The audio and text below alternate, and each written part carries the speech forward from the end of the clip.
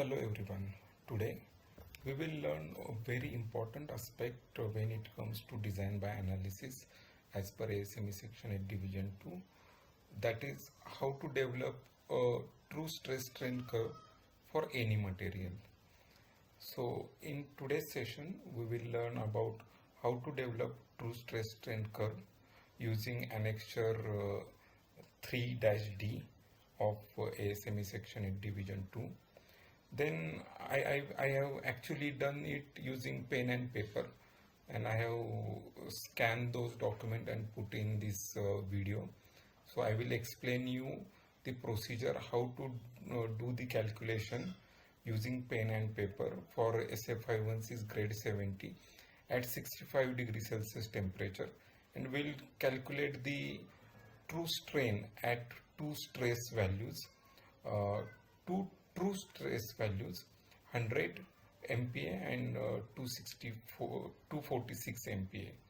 Then I will show about how to prepare Excel, because to develop a true stress strain curve we need more data points, and it is not possible using hand calculation. So how to do perform it in Excel. And lastly I will show the true stress strain curve developed using the Excel which I have prepared. So this is going to be very interesting and informative session, and let's start. So when it comes to calculation of true strain, it is always dependent on the true strain divided by the modulus of elasticity at that particular temperature. And we know this is the equation, or by Hooke's law, stress is directly proportional to strain, and the ratio of stress upon strain is equal to modulus of elasticity. So that equation is just rearranged to give us the strain equal to stress upon modulus of elasticity. But since we are calculating the true stress strain curve, there are two more factors added into this. First one is the gamma 1 and another one is gamma 2. Gamma 1 is the true strain in micro strain region, and gamma 2 is true strain in macro strain region. And in some cases, if gamma 1 plus gamma 2 is less than epsilon p, like stress strain curve fitting parameter given in table 3-D.1, then we need not to consider gamma 1 and gamma 2, and equation will reduce to true stress is equal to true strain equal to true stress divided by modulus of elasticity at that temperature. Now let's understand how to calculate gamma 1 and gamma 2. So gamma 1 is true strain in micro strain region. So gamma 1 equal to epsilon 1 divided by 2 into bracket 1 minus tan hyperbolic h. So let's understand what are the terms. So epsilon 1 is true plastic strain in micro strain region, and h is the stress strain curve fitting parameter. So there are equations given for how to calculate epsilon 1 and how to calculate h. H we will see at some later point. Let's understand how to calculate epsilon 1. So epsilon 1 is the true stress divided by the curve fitting constant A1 raised to 1 upon M1. M1 is another curve fitting exponent for the stress strain curve. So how to calculate A1? There is separate formula given for A1, and A1 is dependent on the yield stress as well as the yield strain. So yield strain is nothing but engineering 0.2% offset strain. So epsilon ys is equal to 0.002. So this is the equation. We can directly get the value of epsilon ys. And there is another term like sigma ys, that is stress, that is engineering yield stress evaluated at temperature of interest, and C 3-D. So we need to take the properties of this yield stress of that material at that temperature from ASME section 8 division to part D, or if you are using metric, then part D. And epsilon P is again a stress strain curve fitting factor, and table is given. We'll see that value also. And to calculate the M1, we need additional term R. So R is nothing but the ratio of engineering yield to engineering tensile stress. So R is equal to sigma ys divided by ultimate tensile stress of the material. So we understand except H what is needed to calculate the gamma 1. Now let's see how to calculate gamma 2. Gamma 2 is again a true strain in macro strain region, and the formula is epsilon 2 divided by 2 into bracket 1 plus tan hyperbolic H. So how to calculate epsilon 2? Epsilon 2 is again true stress divided by curve fitting factor A2 raised to 1 upon M2. So what is M2 in this case?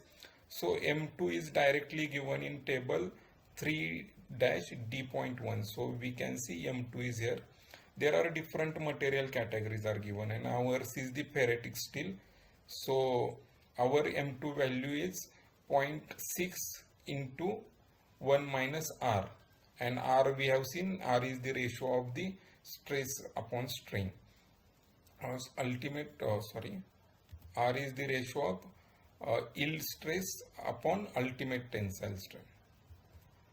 And A2 is again dependent upon the ultimate tensile stress, and M2. So M2 we know, and earlier we have seen the epsilon P figure. So epsilon P for the ferritic steel is 2 into 10 raised to minus 5. So here we get the epsilon P figure. Now we have seen except H how to calculate gamma 1 and gamma 2. So here is the equation for H. H is again the dependent upon different type of stresses like or strengths. We can see the true stress at which we want to calculate the true strain, then yield stress, ultimate tensile stress. So here is the equation. Only unknown is the K. So K is again dependent upon the R, and here is the formula for K. So far we have understand how to calculate gamma 1 and gamma 2, and all the figures associated or required to calculate the gamma 1, gamma 2. Here is the interesting last equation, but this is more important. This defines the limit how much or up to what stress value we can calculate strain using this equation. So the development of stress strain curve should be limited to a value of true ultimate tensile stress at true ultimate tensile strain. The stress strain curve beyond this point should be perfectly plastic. The value of true ultimate tensile stress at true ultimate tensile strain is calculated as follows.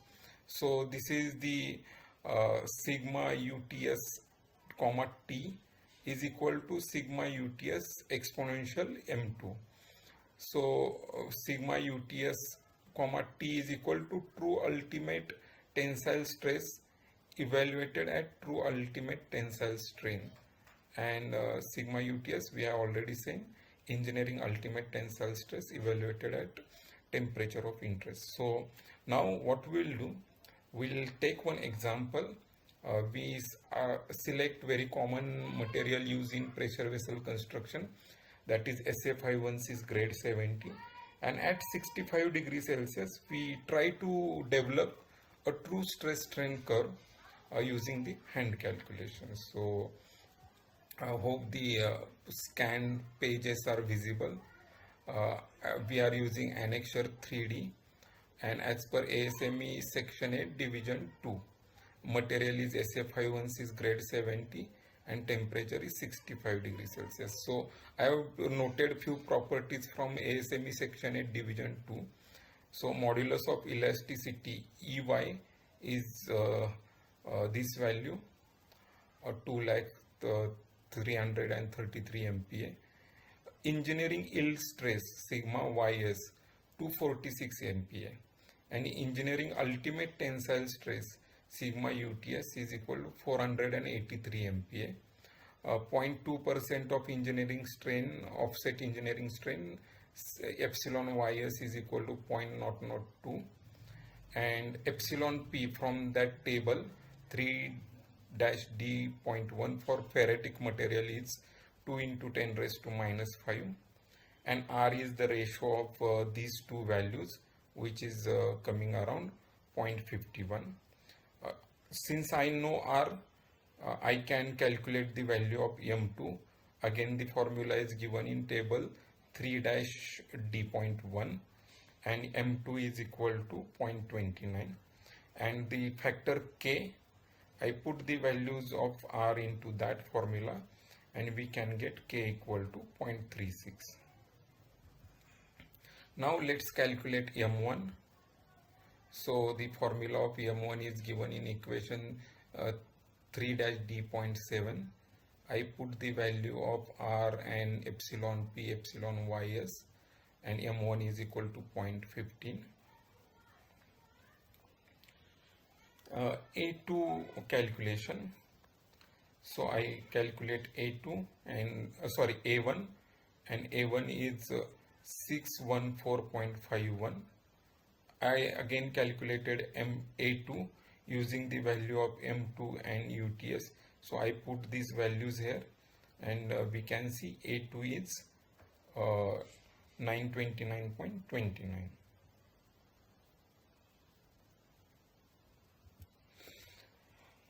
Next we'll calculate epsilon 1. So we know epsilon 1 is sigma T divided by A1 raised to 1 upon M1.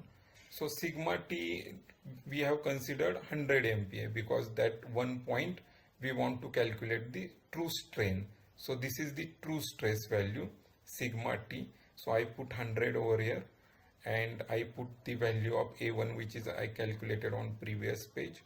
So epsilon 1 is around 4.31 into 10 raised to minus 6. Similar way I calculated epsilon 2 for the given values, and it is 5.14 into 10 raised to minus 4. So we calculated epsilon 1, epsilon 2.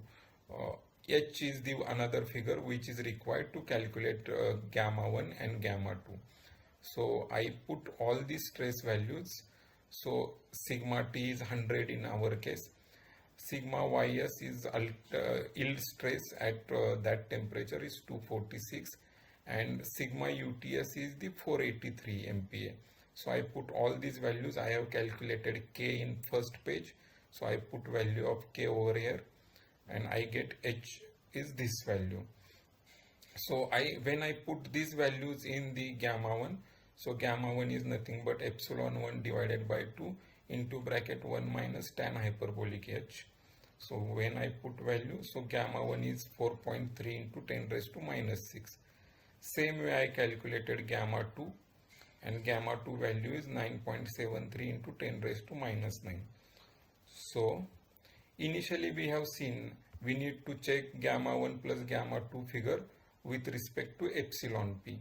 So epsilon P we have direct figure from the table 2 into 10 raised to minus 5, and gamma 1 plus gamma 2 is 4.3 into 10 raised to minus 6. So obviously here is 10 raised to minus 6, here is 10 raised to minus 5. So this figure is less than the epsilon P value. So in that case our true strain at 100 MPa true stress value will be 0.005. So this is the true strain we are getting. Now I have you consider same formula everything, and I calculated true strain at the true stress of 246 MPa, and if you remember, 246 was the yield, engineering yield of this material. So I calculated epsilon 1, epsilon 2, H, gamma 1, gamma 2.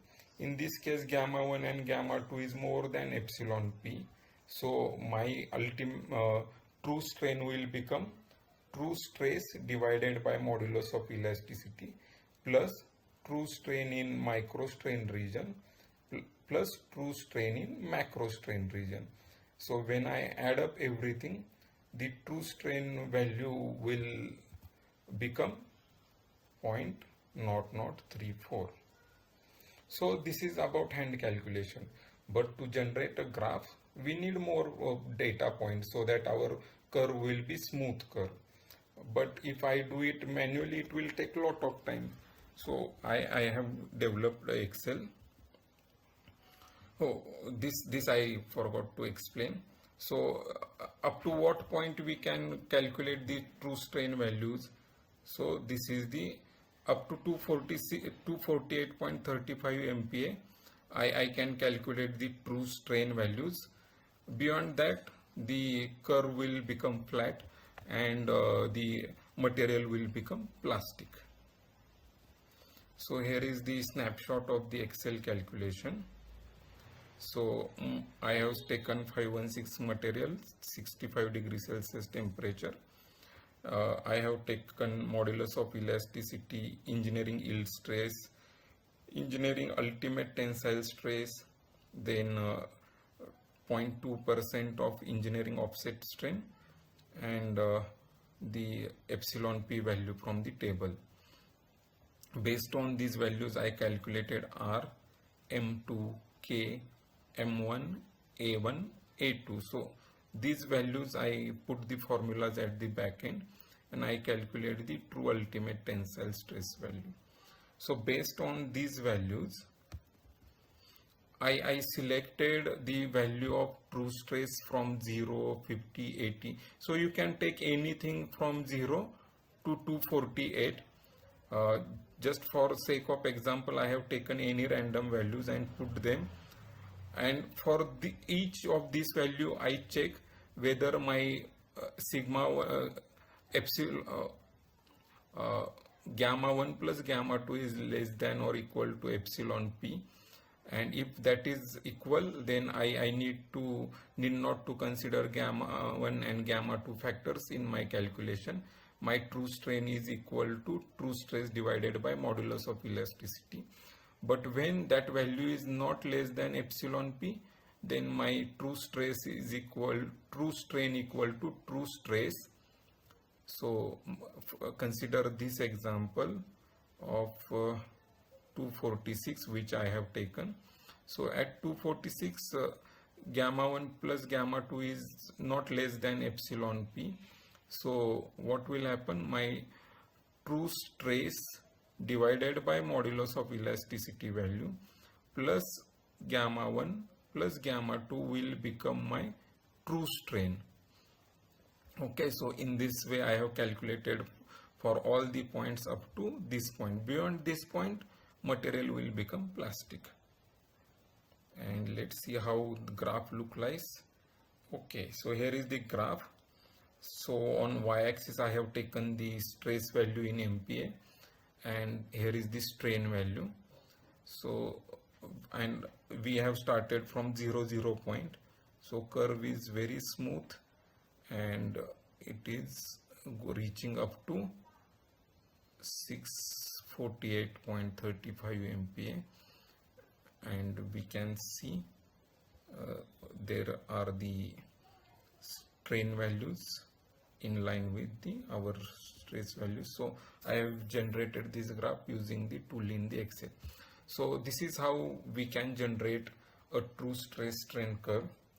And these parameters, true stress and true strain, we need to as an input for any simulation software, and we can put these values in the material properties of the software, and the true stress strain curve properties will be taken into account for the elastic plastic stress analysis method. I have already prepared a video wherein it will cover how to generate the nonlinear material model or true stress strain material model in Nastran. You can refer to that video also. Thank you.